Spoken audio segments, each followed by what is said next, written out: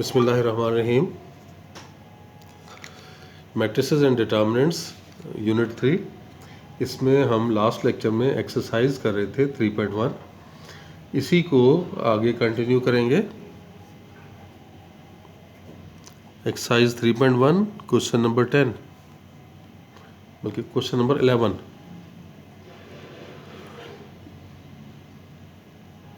आपको matrix given है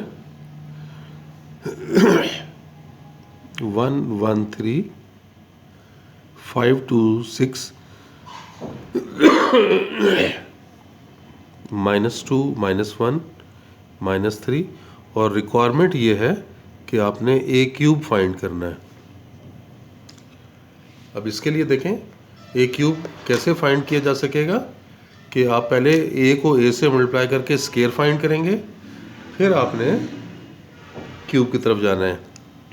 तो पहले आप ए स्केयर फाइंड करें। ए इंटू ए को 2 दफ़ा लिखना होगा।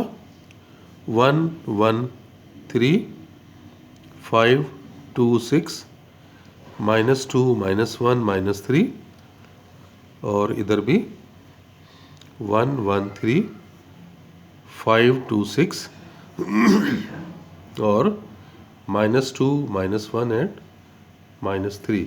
ये हो गया। अब प्रोसेस मैंने आपको क्या बताया था कि एक पूरी रो और पूरा कॉलम मल्टीप्लाई होगा तो आपके पास एक एंट्री बनेगी।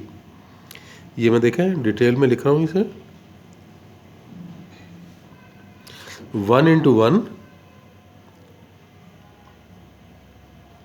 प्लस 1 इंटू 5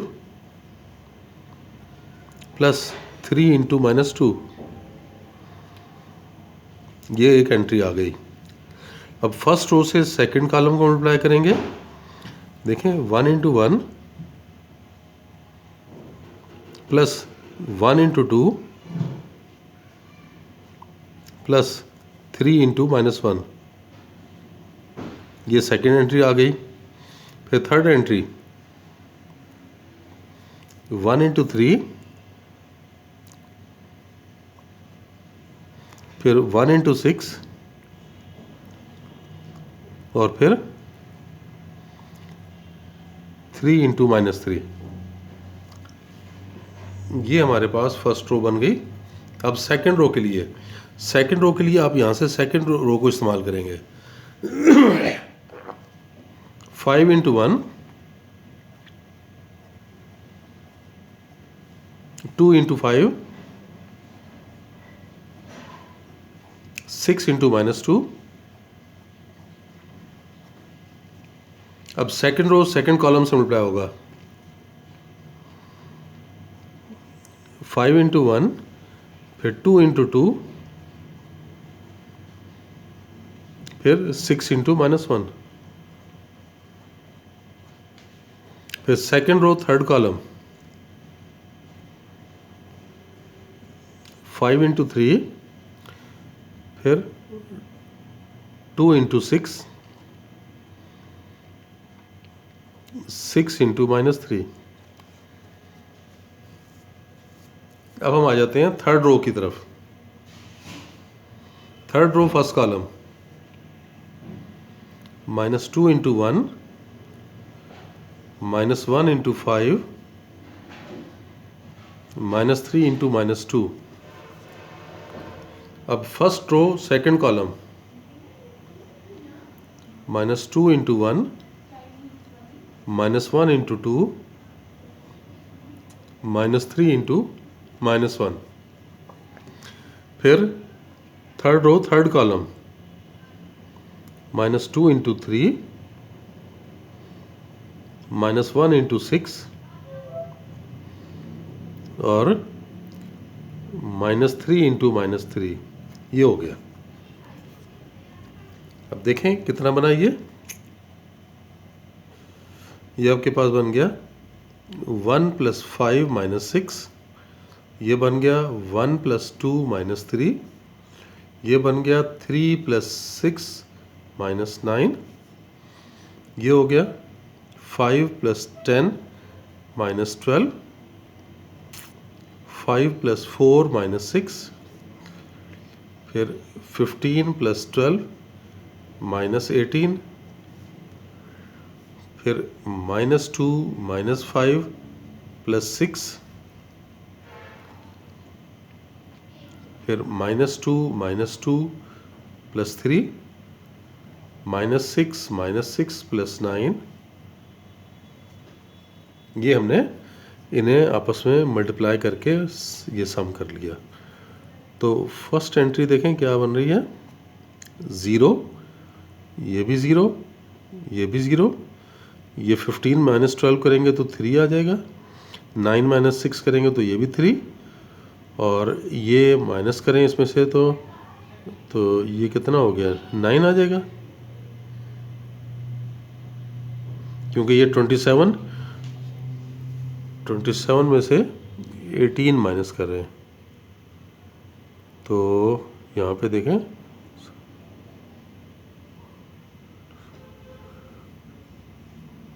नाइन आ गया, और ये कितना आ रहा है, -1, ये भी -1, और ये -3। ये आपके पास a × b आ गया। अब आपको निकालना है a³। a³ के लिए आपको a² को a से मल्टीप्लाई करना है। अब आपने a² लिखना है, a² निकाल चुके हैं, 0 0 0 3 3 9 -1 -1 -3, और a² को a से मल्टीप्लाई करना है, और a हमारे पास है 1 1 3 5 2 6 -2 -1 -3। ये अब वही प्रोसेस, ये फर्स्ट रो पहले फर्स्ट कॉलम से मल्टीप्लाई करेंगे, देख लें, 0 × 1 + 0 × 5 + 0 × -2। फिर फर्स्ट रो सेकंड कॉलम, 0 × 1 0 × 2 0 × -1। फिर फर्स्ट रो थर्ड कॉलम से 0 × 3 0 × 6 0 × -3। अब हम आ जाते हैं सेकंड रो की तरफ। Second row first column, 3 × 1 3 × 5 9 × -2। अब सेकंड रो सेकंड कॉलम, 3 × 1 3 × 2 9 × -1। फिर नेक्स्ट में सेकंड रो थर्ड कॉलम, 3 × 3 3 × 6 9 × -3। अब थर्ड रो से थर्ड रो फर्स्ट कॉलम, -1 × 1 -1 × 5 -3 × -2। अब सेकंड कॉलम से -1 × 1 -1 × 2 फिर -3 × -1। फिर -1 × 3 -1 × 6 -3 × -3। अब इसको देख लें, ये बन गया 0 + 0 - 0 0 + 0 - 0 0 + 0 - 0, फिर 3 + 15 - 18, फिर 3 plus 6 minus 9, 9 plus 18 minus 18 minus 27। उसके बाद -1 -5 प्लस 6, और फिर देखें ये आया -1 -2 प्लस 3 -3 -6 प्लस 9। तो आपके पास ये रिजल्ट बना 0 0 0। ये भी देखें 0, ये भी 0, और ये 18 और 9 27, तो ये भी 0। नीचे भी ये 6 के साथ 0, ये 3 के साथ 0, ये 9 के साथ 0। तो ये आपने ए क्यूब फाइंड कर लिया। तो ये 3x3 ऑर्डर को मैट्रिक्स की मल्टीप्लिकेशन, ये मल्टीप्लिकेशन की प्रैक्टिस के लिए मैंने ये पूरा क्वेश्चन करा दिया आपको, ताकि आपकी प्रैक्टिस रहे, आसानी के साथ आप क्वेश्चंस को अटेम्प्ट कर सकें। क्वेश्चन नंबर नेक्स्ट देखें, 12th क्वेश्चन की तरफ आते हैं। क्वेश्चन नंबर 12 में x फिर 5 2 -2 1 इज इक्वल टू -1 5 12 एंड 3 ये है। अब यहाँ पे देखें हमें x फाइंड करना है, ये 2x2 ऑर्डर है, तो यहाँ पे भी आप x को 2x2 ऑर्डर का सिलेक्ट कर लें।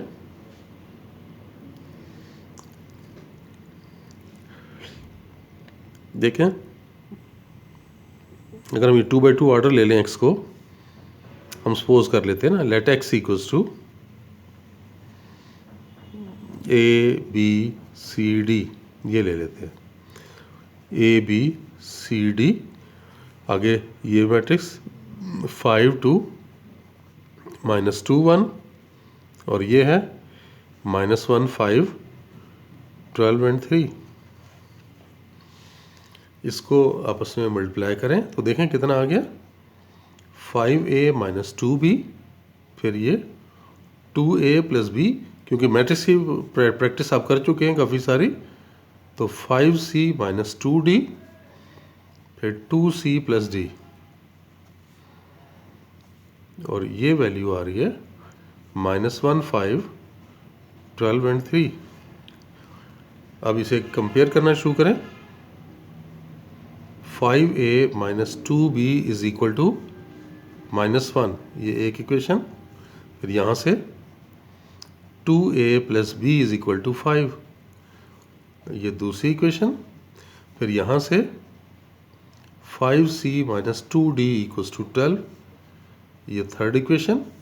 और 2c + d is equal to 3, ये फोर्थ इक्वेशन। इन्हें सॉल्व करना है।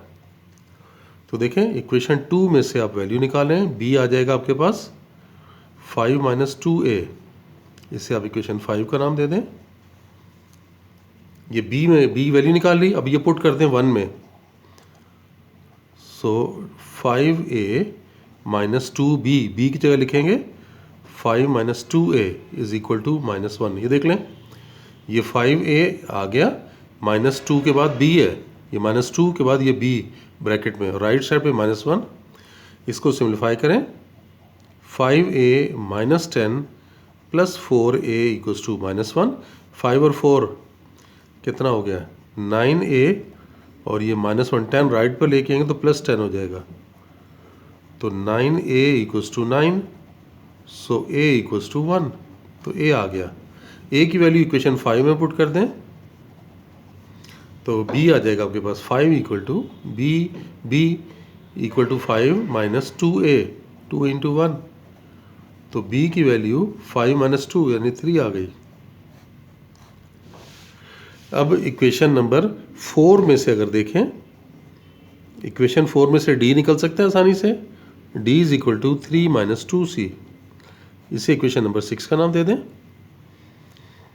ये देखें d की वैल्यू, ये 2c आप लेफ्ट पर ले गए, राइट पे ले गए, तो d आ जाएगा, और ये अब थर्ड में पुट कर दें। सो इक्वेशन 3 इम्प्लाई, 3 में ये 5c - 2d, d की जगह लिखेंगे 3 - 2c, और इक्वल टू 12। तो 5c minus 6 plus 4c equals to 12। 5 और 4 9c और माइनस 6 उधर लेके गए तो प्लस 6 हो गया। तो c कितना आ जाएगा? 9c equals to 18। So c is equal to 2। और इक्वेशन 6 में पुट कर दें तो d आ जाएगा 3 माइनस 2c। तो d की वैल्यू -1 आ गई। तो x आपने क्या लिया हुआ था? ए बी सी डी लिया हुआ था, ए बी सी डी। तो वैल्यू पुट कर लें। a की जगह हमारे पास कितना था? 1 था, b 3 है, c 2 है और d -1। तो ये इस तरह से क्वेश्चन में था x फाइंड करना है, तो ये हमने फाइंड कर लिया। चलें, बस आज के लिए इतना ही। इंशाल्लाह नेक्स्ट लेक्चर में दोबारा मिलते हैं। अल्लाह हाफिज़।